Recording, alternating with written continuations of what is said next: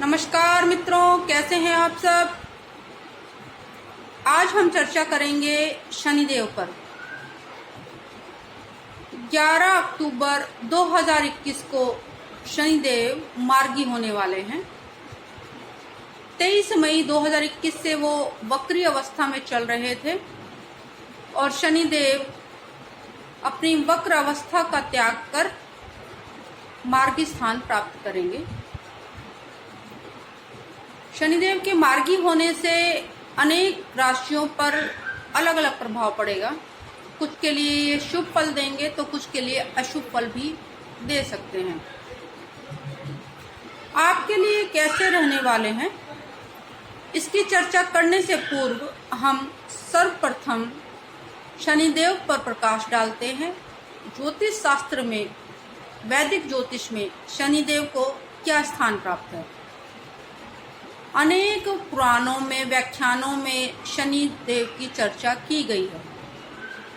शनिदेव सूर्यपुत्र हैं और कर्म फलदाता के नाम से भी जाने जाते हैं। विचित्र बात यह है कि उन्हें पितृ शत्रु का नाम भी दिया गया है।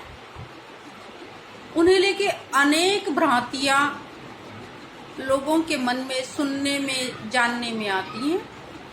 कुछ लोग उन्हें मारक, अशुभ और दुख कारक के नाम से संबोधित करते हैं। पाश्चात्य ज्योतिष में भी उन्हें दुख देने वाला ही कहा गया है। लेकिन शनिदेव उतने अशुभ और उतने मारक या उतने कष्ट कारक ग्रह नहीं है जितनी उनके विषय में अवधारणाएं बना दी गई है। वह शत्रु नहीं, मित्र हैं, क्योंकि वह आपको कष्ट देकर एक सद्मार्ग पर लेकर जाते हैं, तो इसलिए वो आपके एक शुभ चिंतक हैं। सत्य तो यह है कि शनि कष्ट के द्वारा, काल के द्वारा, मृत्यु के द्वारा इस प्रकृति को संतुलित करते हैं, लोगों को पाप करने से रोकते हैं और पुण्य के मार्ग पर अग्रसर करते हैं। वो हर प्राणी के साथ न्याय करते हैं और उन्हीं को दंडित करते हैं जो अन्याय और बुरे कर्म करते हैं। यदि आप निष्ठा के साथ में, सत्यता के साथ में, न्याय के साथ में अपने कर्म करते रहें तो शनिदेव कभी भी आपका बुरा नहीं करेंगे। शनिदेव के कई नाम हैं। उन्हें पिंगल, छायानंदन, सूर्यपुत्र, रौद्र और श्याम आदि के नाम से भी जाना जाता है। उनका निवास स्थान शनिलोक या शनि मंडल के नाम से जाना जाता है। उनके अस्त्रों में तलवार है, त्रिशूल है, गदा है, कुल्हाड़ी है। उनकी जीवन संगनी धामिनी जी के नाम से और नीला देवी के नाम से जानी जाती हैं। भगवान सूर्यदेव उनके पिता हैं और देवी छाया उनकी माता हैं। उनके भाई बहनों के विषय में कहें तो यमराज उनके भाई हैं, भद्रा, कालिंदी, यमुना उनकी बहन है और कर्ण को उनका सौतेला भाई कहा गया है। अश्वनी कुमार भी उनके भाइयों में सम्मिलित हैं।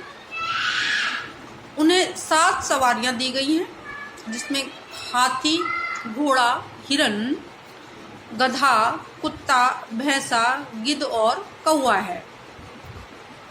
यह माना जाता है कि शनिदेव जब भी किसी राशि में आते हैं तो जिस राशि में वो गोचर कर रहे होते हैं उस राशि के अतिरिक्त जहाँ जहाँ उनकी दृष्टि जाती है वहाँ वहाँ वह अपना विशेष फल देते हैं।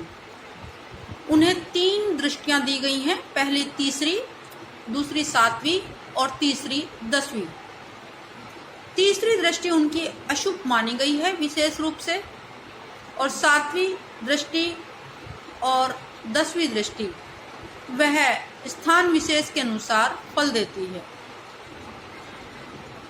न्याय के देवता शनिदेव मार्गी होने जा रहे हैं। 23 मई 2021 से मकर राशि में ये वक्री अवस्था में गोचर कर रहे थे। इसके कारण कई राशियों के व्यक्तियों पर अशुभ प्रभाव चल रहा था। अब इस प्रभाव में बदलाव होगा। कुछ लोगों के जीवन में शांति और सुख आएगा और कुछ व्यक्तियों के जीवन में बाधाएं आ सकती हैं। तो कुछ की पीड़ा इस समय दूर हो जाएगी। शनिदेव क्योंकि एक मंद गति ग्रह हैं, इसलिए उनसे मिलने वाले परिणाम प्रभाव लंबी गति के होते हैं, लंबे समय के लिए होते हैं और दीर्घकालीन भी होते हैं। जीवन में उथल पुथल करने का कार्य शनिदेव कई बार कर देते हैं। तो शनिदेव की चाल बदलने से आप पर पड़ने वाला उनका प्रभाव निश्चित रूप से बदल जाएगा। किस राशि के लिए वो कैसे रहेंगे, किन राशि वालों को इनके लाभ होगा, इसके लिए आइए जानते हैं कि शनि के मार्गी होने से धनु राशि के जातकों को बड़ा लाभ होने वाला है। शनि की 7.5 हटने के साथ ही इस राशि के लिए अच्छा समय शुरू हो जाएगा। इसके अतिरिक्त मकर कुंभ के जातकों की परेशानियां भी कम होंगी। तुला राशि के जातकों को सुख शांति मिलेगी और मेष, कर्क, कन्या, मकर और कुंभ राशि के जातकों के लिए स्पष्ट शब्दों में कहे तो अच्छा समय शुरू हो जाएगा। देखिए, शनिदेव मकर राशि में हैं और मकर राशि से वो मार्गी हो रहे हैं। मकर राशि से वो मीन राशि को अपनी तीसरी दृष्टि से देखेंगे।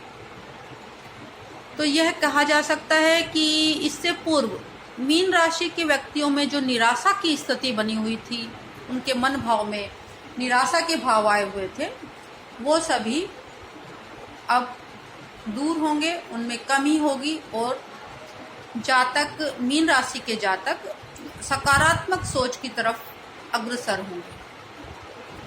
मकर राशि से शनिदेव मार्गी होकर कर्क राशि को अपनी सप्तम दृष्टि से देखेंगे या देख रहे हैं।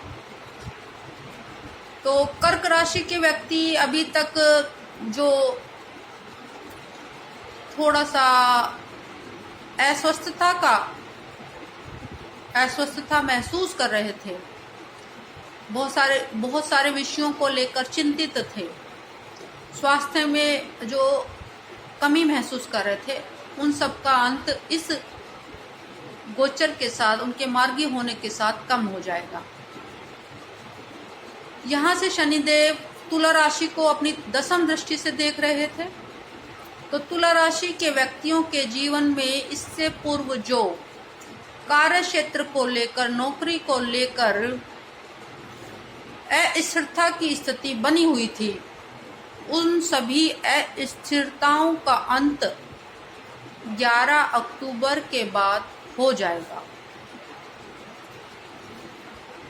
ध्यान देने योग्य बात यह है कि शनिदेव को